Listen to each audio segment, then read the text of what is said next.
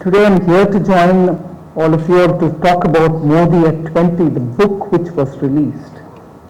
And the context is talking about the book and also about how people have contributed in that book. And what is it that they had to say about Modi, who had spent 20 years and who is still continuing to be a people's representative, being the Prime Minister, who himself calls himself as Pradhan Sevak. But to have uninterrupted 20 years of being a public representative, people's representative, and in those remarkable 20 years, the kind of work that he's done, first in Gujarat and after that as Prime Minister of this country, are all captured in that book through various writers. I actually will start with a reference to the details Dr. Jayaprakash Narayanan spoke. He'd spoken about what he has learned and experienced in, let us say, 2 or 3 things. One was about the water-starved Gujarat, which is in completely arid area and also has a huge big district, Kutch, which is a salt and marshy desert.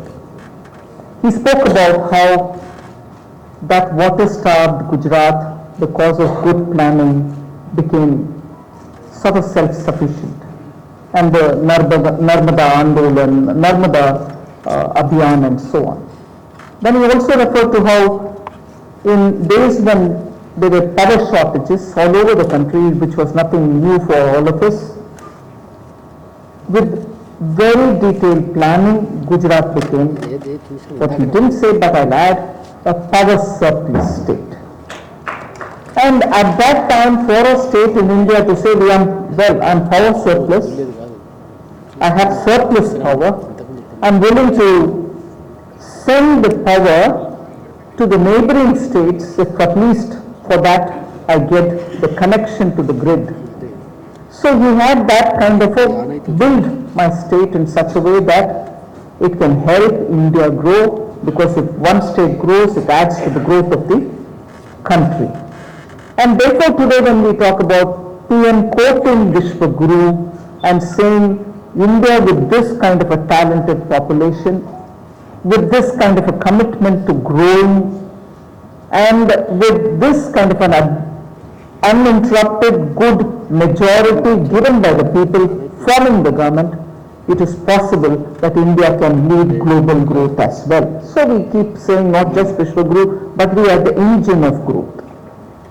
So with all that said, you heard Dr. Jayaprakash Narayanan.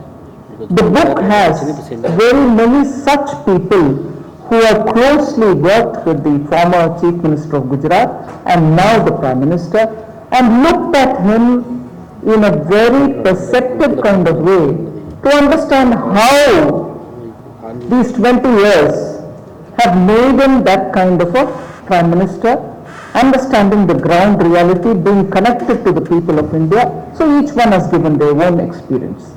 I will only highlight some of them. They are all high professionals who have contributed in that book. Each one is an expert in their own area, not because of association with Prime Minister Modi, and also because of association with Prime Minister Modi is what I will add. So each one has spoken about their area in which they saw the Prime Minister functioning and delivering on results. Delivering on results without discrimination for the entire country to benefit from. So if you have each one of these experiences being observed and recorded in that book, you get to know the complete picture of what is Prime Minister Modi made of, that he stands out even today by various different agencies who are talking to their own country people to say the level of popularity, level of acceptability, the level of trust that they have in their leaders. Post-COVID, that has become a benchmark on how they handled the pandemic. That is why when you today see periodically, probably every 6 months or sometimes even earlier than that, countries having their surveys being done, and the level of trust that their people have in their own leaders. And if anything, that trust for Indians in Prime Minister Modi is only growing and building more confidence, and therefore the connect is kept intact. Now I'll just quote 3 or 4 of them who have written in the book. They are in their own way good high degree professionals. I start with Ajit Doval, who is the National Security Advisor. He's contributed in this book. He speaks about how to reform an institution such as the DRDO. Hyderabadis know that you have a lot of these defense research and development organizations. Some of them are in Hyderabad. They are all over the country. There was a time when India, because of the linkages that we've had with USSR, we built a lot of these defense research institutions, funded them publicly, expected them to build a lot of things. They've done remarkably well for their capacities through the last 70 years. Even today, many of them contribute. But some of them were set up for, with justifiable reason then, I'm not criticizing, but do we have a relevance for them today is a question, and therefore the reform of DRDO. For instance, today a specialized DRDO center focusing only on clothing material may not be required anymore, because today the clothing industry has developed in so many different ways. In the private sector, you probably get cost efficient clothing for defense purposes, whether you want it for a parachute or for a uniform of a soldier. Today you get it all in the private sector at a competitive rate, and therefore you may want to have attention of the DRDO focusing on most core defense research. But such justifications will have to be so very well understood by the people themselves and those who are attached to the DRDO, who serve the purpose very well. But reforming DRDO, which had more than 40, I think, institutions, was a mammoth task which PM has undertaken, and today there is some kind of a synergy being brought in, and DRDO is expected to move forward into frontier areas where India's Atma Nirbharta in defense can be brought about. This is not an easy task, but if you take the book and read what NSA, the current National Security Advisor to the Prime Minister, writes about the reforms that he's done for the DRDO, you will get to know how a very tricky, sensitive, and also a very, very important area of rationalizing the functions of research institutes, particularly those who are focused on defense. You get a picture there, you get an understanding of what it takes to be a leader in taking such a decision for the nation's interest.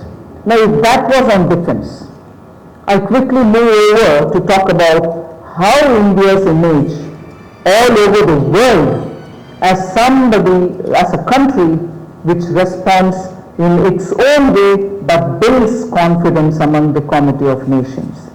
Jai Shankar, the foreign minister, has written a very good detailed account as how India, as the first responder in this region, has actually stood by our neighbors and actually performed in such a way that without anywhere causing worries about sovereign territory, encroaching into sovereign territory, has helped in time and helped with an understanding of the emergency that the country is in. Whether you look at water being taken to the island nation Maldives, when they had a severe shortage of drinking water.